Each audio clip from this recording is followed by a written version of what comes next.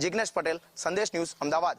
અમદાવાદમાં સાબરમતીના નદી કિનારે મોટેરા ખાતે જે આસારામ આશ્રમની જે જગ્યા ફાળવવામાં આવી હતી તેનો ઉપયોગ માત્ર ધાર્મિક પ્રવૃત્તિ માટે કરવાની શરતો હેઠળ તેને મંજૂરી આપવામાં આવી હતી, પરંતુ ધીમે ધીમે આ આશ્રમે તમામ તેની જે સીમાઓ, તેના જે નિયમો હતા તેને નેવે મૂકી અને તમામ સીમાઓ પાર કરી અને જે નિયમો છે તેનું ઉલ્લંઘન શરૂ કર્યું। સ્પષ્ટ વાત હતી કે જે આશ્રમ માટે જગ્યા ફાળવવામાં આવી છે તેમાં કોઈ પણ ધાર્મિક પ્રવૃત્તિ સિવાય વ્યવસાયિક પ્રવૃત્તિ કરવામાં નહીં આવે, પરંતુ આશ્રમનો વિકાસ થતો ગયો, આશ્રમ જગ્યાઓ કબજે કરતા ગયા, આસપાસના જે પણ સરકારી જગ્યાઓ કે પ્રાઇવેટ હતી તેના ઉપર આસારામના સાધકો અને આસારામનો કબજો છે તે વધતો ગયો। આ જે મુખ્ય માર્ગ છે તે સાબરમતી નદીમાંથી જે આશ્રમમાં જતો જે રસ્તો છે ત્યાંથી આપણે બતાવવાનો પ્રયત્ન કરીશું, કારણ કે જે જગ્યા ફળવાઈ હતી તે જગ્યાની અંદર સ્પષ્ટ ઉલ્લેખ કરવામાં આવ્યો હતો કે આ આશ્રમની જગ્યામાં કોઈ પણ અનધિકૃત બાંધકામ નહીં થાય, કોઈ પણ વ્યવસાયિક પ્રવૃત્તિ કરવામાં નહીં આવે। આમ છતાં જો નિયમોનું પાલન નહીં થાય અને તેનું જે ઉલ્લંઘન કરવામાં આવશે તો તે બદલ કાર્યવાહી પણ થઈ શકે છે, પરંતુ જેમ જેમ આશ્રમનો વિકાસ થતો ગયો તેમ તેમ નિયમો નેવે મુકાતા ગયા, નિયમોનું ઉલ્લંઘન થતું ગયું અને અત્યારે વ્યાપક જગ્યા એટલે કે અંદાજિત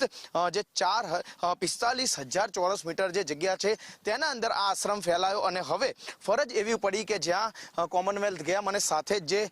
ગેમો રમાવાની છે તેને લઈને જે સ્ટેડિયમ બનાવવાના છે તેના માટે હવે આ જગ્યા પરત લેવામાં આવશે। હાઈકોર્ટે સ્પષ્ટ કર્યું છે કે કોઈ પણ તેમની અરજી છે તે સ્વીકારવામાં નહીં આવે અને તે અરજીઓને હાઈકોર્ટે ફગાવી અને સ્પષ્ટ નિર્દેશ આપ્યા છે